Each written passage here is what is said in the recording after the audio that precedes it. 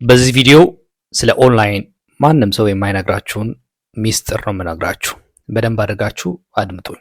ከቻላችሁ ሴቭ አድርጋችሁ በኋላ መታችሁ ማየት ትችላላችሁ። በአንደኛ ደረጃ የምነግራችሁ ነገር ኦንላይን ላይ ገንዘብ የሚሰራበት መንገድ። ገንዘብ የሚሰራበት ብዙ አይነት መንገዶች ነው ያሉት። እናንተ ኦንላይን ላይ ኢንተርኔት ኖሯችሁ ስልክና ኮምፒውተር ካላችሁ ገንዘብ የምትሰሩበት ብዙ መንገዶች አሉ።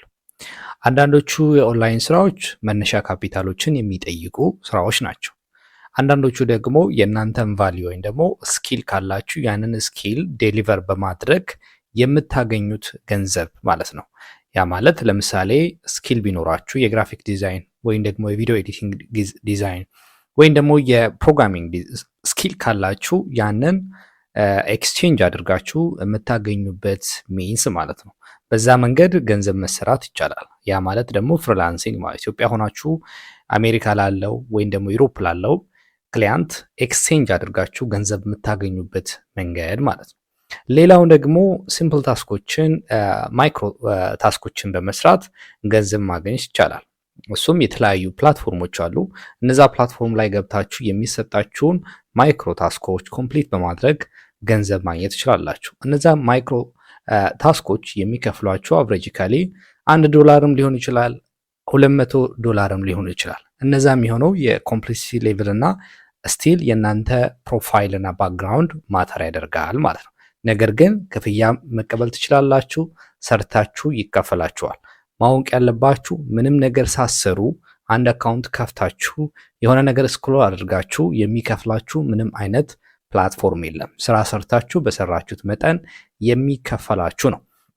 ሌላው ደግሞ የምናየው ምናልባት አሁን ላይ እንግዲህ ወደ ብሎክቼን ክሪፕቶከረንሲ እና ፎሬክስ ትሬዲንግ ሊሆን ይችላል። እነዚህኞቹ መሰረታዊ መነሻ ካፒታል ያስፈልጋቸዋል፣ ፕላስ ደግሞ ሪሶርስ ያስፈልጋቸዋል። እዛ ላይ ለመሳተፍ እናንተ መነሻ የሆነ ነገር ወይም ደግሞ ለምሳሌ ሰራተኛ መሆን ይኖርባችኋል። ገቢ ሊኖራችሁ ይገባል። የገቢ ምንጭ ሊኖራችሁ ይገባል። ገንዘብ ሴቭ አድርጋችሁ የሆነ ቦታ ተበድራችሁ የምትሰሩት አይነት ስራ አይደለም። ብዙውን ጊዜ ይሄ የእያንዳንዱ ፌስ አለው። ገንዘብ ታጣላችሁ። ያ ገንዘብ በምታጡበት መንገድ እንግዲህ መማሪያ ሊሆን ይችላል። እንደ ሚን ታይም ደግሞ አንዳንዱ ሰው ደግሞ ፌል አድርጎም ኮምፕሊትሊ ከህይወቱ ሊወጣ ይችላል። ያ ከፍተኛ ጥንቃቄ የሚጠይቅና መነሻ ካፒታል የሚጠይቅ ፕላስ ደግሞ ሪሶርስ እና ኢንከም የሚያስፈልጋችሁ ነው። ኢንከም ሳይኖራችሁ ፎሬክስ እና ክሪፕቶ ብሎክቼን ላይ መግባት የለባችሁም፣ እንድትገቡም አልመክራችሁም። ብዙውን ጊዜ ገንዘብ የምታጡበት መንገድ ክሪፕቶ ወይም ደግሞ ፎሬክስ ላይ ስትገቡ ፓኒክ ነው የምትሆኑት፣ ትጨነቃላችሁ።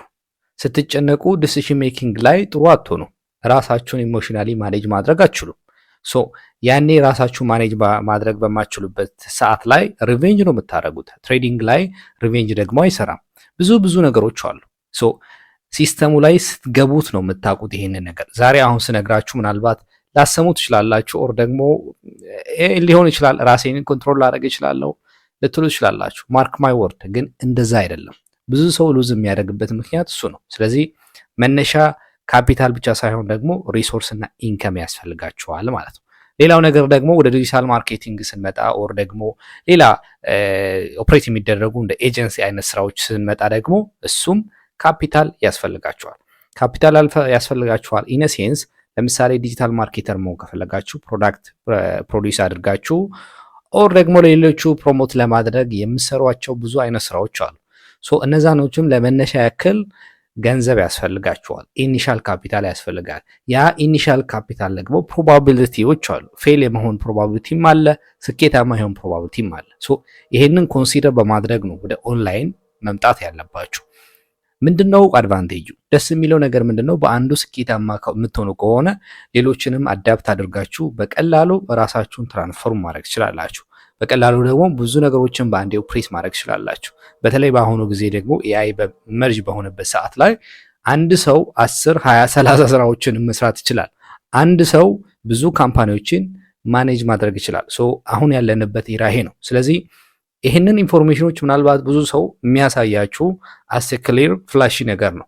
አዘ ባክ ሳይድ ግን እናንተ መስዋዕትነት መክፈል ያለባችሁን ስቴፖችና ዲስአድቫንቴጆችን ክሊርሊ ላይ ነግራችሁ ይችላል። እያንዳንዱ ነገር ላይ አፕላይ ስታደርጉ በጥንቃቄ ማድረግ ይኖርባችኋል።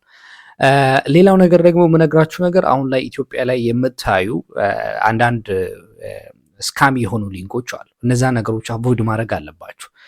ኦንላይን ላይ ምንም አይነት ድብቅ ነገር የለም ብያችኋለሁ። እናንተ ሪሶርስ አውት በምታደርጉበት መንገድ ትክክለኛ መረጃ ማግኘት ትችላላችሁ። ስለዚህ